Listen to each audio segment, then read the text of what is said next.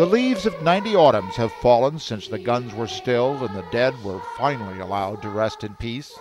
Today, the French and Germans who fought so fiercely lie side by side. And 3 generations on, children sing the anthem of a united Europe, while their parents stress how important it is to remember what's known here as the Great War.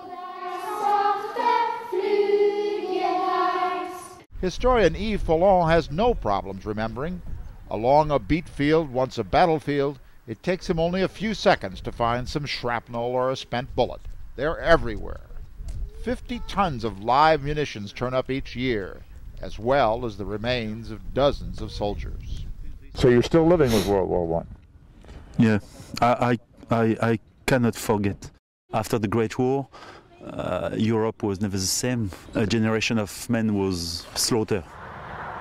It's almost impossible for anyone today to understand what the extent of the losses were like back then. 11% of the French population at the time was either killed or wounded in the First World War, 9% of the German population, and 8% of the British. In today's terms, that would be practically 20 million people.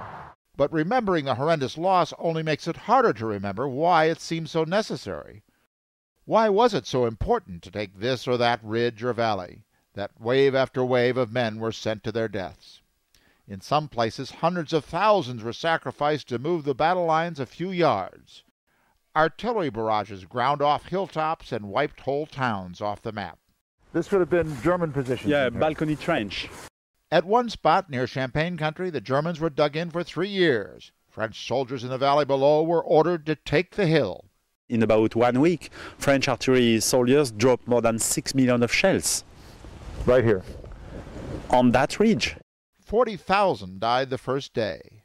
That tragedy and others led to a mutiny by tens of thousands of troops. In what was once the town where the rebellion took place, you can hear the emotions of the mutineers in a song that was banned in France until 1974. Car nous sommes tous condamnés, nous sommes les sacrifiés. The words are not about the glories of war, but bitterly attack war profiteers. If you want to make war, the last line goes, you should pay with your own skin. World War I was called the war to end wars, but it did not. In some ways, it laid the groundwork for World War II. But the incredible losses in the First War and the incredible relief when it finally ended explain why so much attention is being paid to this 90th Armistice Day, and why some prefer to call it Remembrance Day. Jim Bittermann, CNN, Paris.